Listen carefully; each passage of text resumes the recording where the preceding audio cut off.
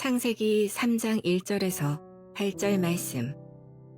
그런데 뱀은 여호와 하나님이 지으신 들짐승 중에 가장 간교하니라. 뱀이 여자에게 물어 이르되 하나님이 참으로 너희에게 동산 모든 나무의 열매를 먹지 말라 하시더냐.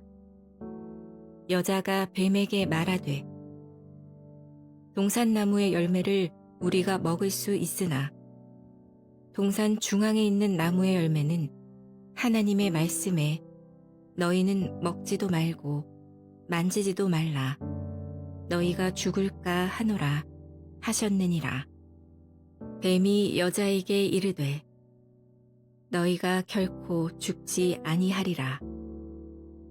너희가 그것을 먹는 날에는 너희 눈이 밝아져 하나님과 같이 되어 선악을 알 줄 하나님이 아심이니라. 여자가 그 나무를 본즉 먹음직도 하고 보암직도 하고 지혜롭게 할 만큼 탐스럽기도 한 나무인지라. 여자가 그 열매를 따먹고 자기와 함께 있는 남편에게도 주매 그도 먹은지라. 이에 그들의 눈이 밝아져 자기들이 벗은 줄을 알고 무화과 나무 잎을 엮어 치마로 삼았더라. 그들이 그날 바람이 불 때 동산에 거니시는 여호와 하나님의 소리를 듣고 아담과 그의 아내가 여호와 하나님의 낯을 피하여 동산 나무 사이에 숨은지라.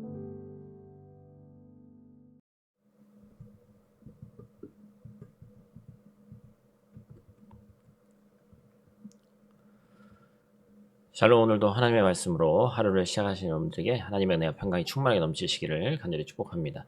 2025년 1월 8일 수요일 우리 창세기 3장 1절에서 8절 말씀을 가지고 온전한 순종이라는 제목으로 함께 말씀 나누도록 하겠습니다. 모든 사람이 처음부터 두 발 자전거를 타지 않습니다. 아니, 탈 수 없습니다. 네 발 자전거, 세 발 자전거 그렇게 시작해서 여기는 보니까 또 이렇게 구르지 않는 이 페달 없는 그런 자전거를 타죠. 네 발 자전거를 탈 때는 안전 헬멧과 보호대를 잘 착용하지만 세 발 자전거, 두 발 자전거 이렇게 가면 갈수록 안전 장비를 제대로 착용하지 않죠. 그런데 그때가 사실은 가장 큰 문제입니다. 내가 안전 장비 없이도 자전거를 잘 탈 수 있을 것 같은 그런 생각이 들 때 사고가 항상 그럴 때 일어나는 거죠. 바로 작은 방심과 소홀함이 큰 사고를 일으키게 된다는 것입니다. 신앙생활도 마찬가지죠. 익숙해지는 순간이 곧 틈을 내주는 순간이 됩니다. 하나님 자녀, 하나님 또 인격적으로 체험하기 전에는 그렇지 않았는데 긴장하고 잘 모르고 막 이랬는데 조금 더 안다고 해서 너무 편해지고 쉽게 생각하는 것이죠. 오늘 말씀을 통해서 익숙함보다 중요한 기준, 어느 때나 지켜야 하는 안전 장비와 같은 하나님의 말씀을 함께 나누려고 합니다. 오늘 말씀을 통해서 우리의 삶을 뒤돌아보고 완전한 순종을 결단하는 저와 여러분들 되시기를 간절히 축복합니다. 오늘 본 말씀 통해서 우리가 첫 번째로 기억해야 될 것은 하나님의 말씀을 온전히 인정해야 한다는 것입니다. 하나님은 사람에게 선악을 알게 하는 나무의 열매를 제외한 모든 열매를 주셨죠. 한 가지를 제외한 모든 것을 허락하신 것이죠. 그런데 간교한 뱀이 그 한 가지를 집요하게 파고드는 거예요. 그래서 1절 말씀 우리 다시 한번 읽어보죠. 그러나 뱀은 여호와 하나님이 지으신 들짐승 중에 가장 간교하니라. 뱀이 여자에게 물어 이르되 하나님이 참으로 너희에게 동산 모든 나무 열매를 먹지 말라 하시더냐. 뱀이 하나님의 말씀을 왜곡하고 과장해서 의심을 심어줍니다. 하와는 또 뭐라고 답합니까? 하나님의 말씀에 너희는 먹지도 말고 만지지도 말라. 너희가 죽을까 하노라 하셨느니라. 뭔가 같은 것 같은데 약간 다른 문제가 있죠. 바로 하나님께서는 뭐라고 말씀하셨습니까? 선악을 알게 하는 나무의 열매는 먹지 말아라. 내가 먹는 날에는 반드시 죽겠다. 이렇게 말씀하셨는데 하나님께서 선악을 알게 하는 나무의 열매를 먹으면 반드시 죽을 것이라고 분명하게 말씀하셨지만 하와는 그것을 있는 그대로 받아들이지 않았죠. 자신의 생각을 더한 것입니다. 하나님의 말씀에 내 생각을 더하거나 빼는 것은 하나님의 뜻을 흐리는 것과 같다. 그래서 우리 신명기 4장 말씀 2절 우리 또 한번 같이 읽어보죠. 내가 너희에게 명령하는 말을 너희는 가감하지 말고 내가 너희에게 내리는 너희 하나님 여호와의 명령을 지키라. 아멘. 하나님께서 하나님의 말씀을 그대로 지키시기를 원하시는 거예요. 하나님의 말씀을 온전히 인정하며 지키기를 원하신다는 것입니다. 하와가 사실 처음부터 뱀의 간교함에 넘어간 것이 아니죠. 하와는 분명 하나님의 말씀을 근거로 뱀의 질문에 답했습니다. 그러나 그 말씀에 내 생각을 더한 것이 문제죠. 하나님의 말씀은 완전합니다. 빈틈이 없습니다. 그러나 내 생각과 내 판단이 그 말씀에 들어갈 때 완전했던 말씀에 더해졌기 때문에 완벽해지는 것이 아니라 오히려 빈틈이 생기는 거예요. 하나님의 말씀에 내 생각이 들어가는 것은 하나님의 말씀을 왜곡하는 것이기 때문에 그렇습니다. 본질을 흐리는 것이죠. 하나님은 선악을 알게 하는 나무의 열매를 먹지 말라고 분명히 말씀하셨습니다. 그것은 사람을 지키는 하나님의 방법인 말씀이에요. 잠언 7장 1절과 5절은 이렇게 얘기합니다. 내 아들과 내 말을 지키며 내 계명을 간직하라. 5절 말씀. 그리하면 이것이 너를 지켜서 음녀에게 말로 호리는 이방 여인에게 빠지지 않게 하리라. 아멘. 성경은 말씀을 지키고 간직하는 자를 말씀 자체가 지켜준다 이렇게 얘기하고 있어요. 하와는 하나님의 말씀을 지키지 못했습니다. 자신의 생각대로 말씀을 부분적으로 지켰습니다. 그때 하와는 간교한 사탄의 함정에 빠져들 수밖에 없었던 것이죠. 여러분이 하나님의 말씀을 온전히 인정하기를 축복합니다. 내 생각과 방법이 결코 하나님의 말씀보다 앞서고 우월할 수 없습니다.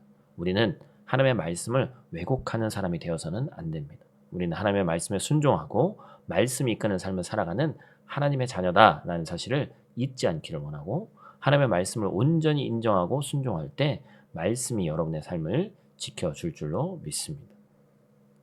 두 번째로 우리가 기억해야 될 것은 사탄에게 틈을 내주지 않아야 한다라는 것입니다. 이 간교한 사탄이 어떻게 아담이 아닌 하와에게 접근했을까? 이걸 한번 잘 봐야 되는 거예요. 하와는 선악을 알게 하는 나무의 열매를 먹으면 반드시 죽을 것이라는 하나님의 말씀을 아담을 통해서 들었습니다. 하와는 하나님께서 이 말씀을 하신 후에 빚어진 존재죠. 그래서 시차가 있어요. 하와는 아담을 통해 하나님의 말씀을 간접적으로 들었기 때문에 하나님의 말씀을 의심할 가능성이 아담보다 높을 수밖에 없었죠. 이 작은 틈을 사탄은 아는 거예요. 그래서 왜곡하면서 모든 나무의 열매를 먹지 말라고 했냐? 이렇게 얘기하는 거잖아요. 이 여자에게 던진 이 질문이 하나님의 말씀에 아주 작은 것을 더한 것이죠. 왜곡한 것이죠. 그래서 진실에 아주 작은 거짓말을 더했습니다. 완전한 거짓말을 한 게 아니에요. 100% 거짓말을 하지 않습니다. 작은 것이 틈을 만든다고 말씀드렸죠. 하나님은 선악을 알게 하는 나무의 열매를 먹지 말라고 하셨습니다. 만지지 말라고 하신 적도 없어요. 그러나 하와는 하나님의 말씀에 자신의 생각과 말을 더했습니다. 이렇게 생긴 작은 틈을 통해서 사탄은 우리의 연약함을 파고든다. 하나님의 말씀을 왜곡한 죄, 말로 시작한 죄가 행동으로 이어지는 거예요. 6절 말씀 보니까 어떻게 되는 거예요? 또 보니까 이전까지 계속해서 보았던 건데 오늘은 달라 보이는 거죠. 6절 말씀 같이 읽어보겠습니다. 여자가 그 나무를 본즉 먹음직도 하고 보암직도 하고 지혜롭게 할 만큼 탐스럽기도 한 나무인지라. 여자가 그 열매를 따먹고 자기와 함께 있는 남편에게도 주매 그도 먹은지라. 사탄이 연약한 틈을 통해서 한 개인을 무너뜨리는 것입니다. 우리는 그 틈을 막을 방법이 없습니다. 유일한 방법은 정확한 무오한 하나님의 말씀입니다. 말씀이 있는 그대로 인정하고 그 말씀에 순종할 때 하나님은 우리 삶의 틈을 파고드는 사탄의 공격을 막아 주실 줄로 믿습니다. 하나님이 일하시는 방법은 말씀입니다. 우리가 말씀의 능력을 의지하고 말씀을 말씀으로 대할 때 말씀이 우리의 삶을 지킨다라는 것이죠. 우리는 언제나 죄를 지을 수밖에 없는 연약한 죄인입니다. 사탄은 그 여건을 만들어주는 것뿐이에요. 우리는 하나님의 말씀으로 그 여건을 통제할 수 있어야 합니다. 틈을 막을 수 있어야 됩니다. 사탄은 아주 작은 틈을 놓치지 않는다는 것을 꼭 기억하시고 지금도 작은 틈이 생기기만을 기다리고 있는 거예요. 우는 사자와 같이 그렇죠?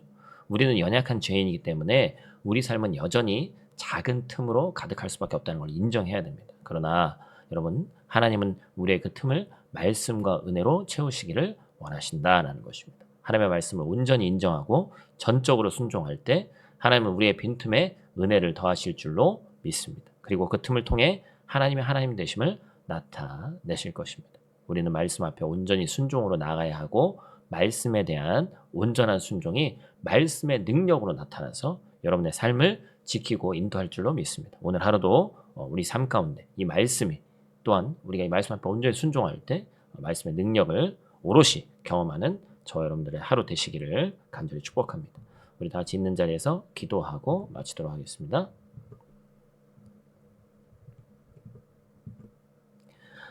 아버지 하나님, 지난 밤도 우리를 눈동자와 같이 지키시고 저희를 깨우시고 생명의 호흡을 허락하셔서 주님의 말씀 앞에 나오게 하시니 감사를 드립니다. 하나님, 저희는 때로 신앙생활에 익숙해지고 은혜에 익숙해져서 작은 틈을 허락하는 연약한 자입니다.